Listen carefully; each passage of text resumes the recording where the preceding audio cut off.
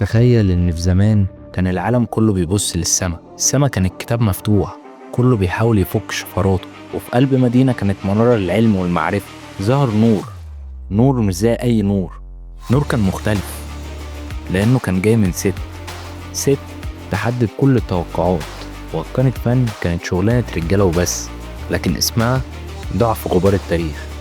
النهاردة رحلتنا هتاخدنا لأكتر من 1000 سنة فاتت.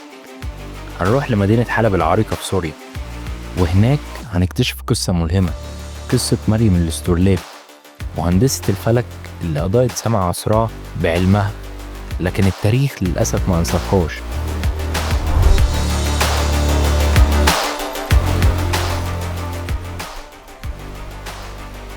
في قلب حلب، مدينة العلم والأسواق، اتولدت مريم الاسترلابي.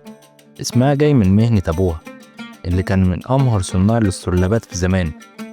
من صغرها مريم ما كانتش بتلعب زي أي بنت تانية، يعني هي كانت بتنجذب لأدوات أبوها المعقدة، لإبرة الاسترلاب اللي بتشاور على النجوم، للرموز الغامضة اللي بيستخدمها. كانت بتقضي ساعات طويلة تتفرج على والدها وهو بيصنع التحفة دي، كأنها بتتعلم لغة جديدة، لغة السماء والأرقام. الاسترلاب ده ما كانش مجرد آلة، ده كان معجزة تكنولوجية في العصور الوسطى. تخيل جهاز بحجم كف الإيد يقدر يقولك أوقات الصلاة بالظبط في أي مكان، يحدد لك اتجاه القبلة، يتتبع حركة كل نجم وكوكب في السماء، وحتى بيساعد الملاحين في البحر إنهم يعرفوا طريقهم. صناعة الجهاز ده كانت بتحتاج عقل عبقري يفهم الرياضيات المعقدة، الفلك والهندسة اللي ما بتغلطش.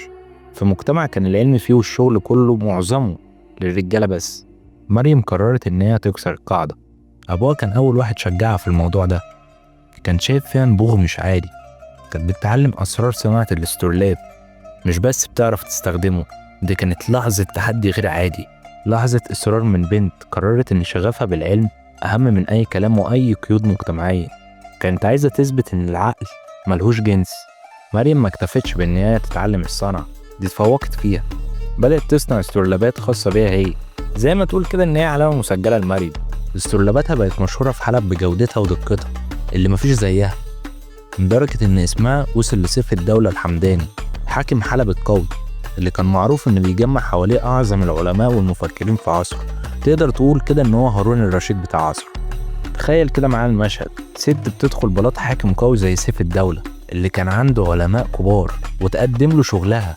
سيف الدولة اللي كان عارف قيمة العلم ما ترددش لحظة إنه يستعين بمريم، طلب منها تستخدم استرلاباتها وتصمم غيرها عشان تساعد العلماء اللي في بلاطه في تحديد أوقات الصلاة بالظبط، وتوجه الملاحين في رحلاتهم البعيدة، وتتبع كل حركة في السماء. دي كانت لحظة قوة وتألق ليها غير عادية، لحظة اعتراف بعبقريتها في مجتمع كان من الصعب على أي ست إن هي تبرز بالشكل ده وتوصل للمكانة دي.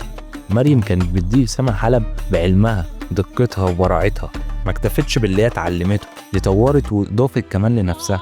بس هنا بقى السؤال، هل التاريخ انصفها زي ما انصفت هي العلم؟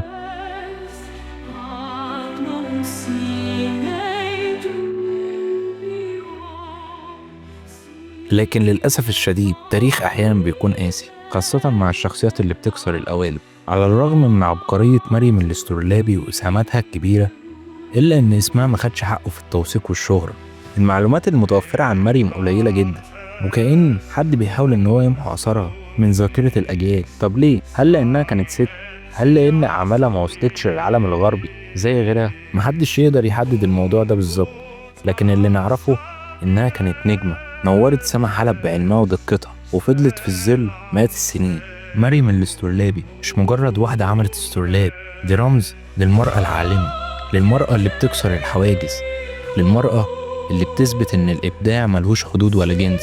قصتها بتفكرنا إن في كنوز كتير في تاريخنا تستنى إننا نكتشفها ونحتفل بيها. اسمها ما ضاعش، إحنا اللي لازم نفتكره ونوريه للأجيال اللي جاية، عشان يعرفوا إن السما دايما مفتوحة للي بيحلم ويسعى.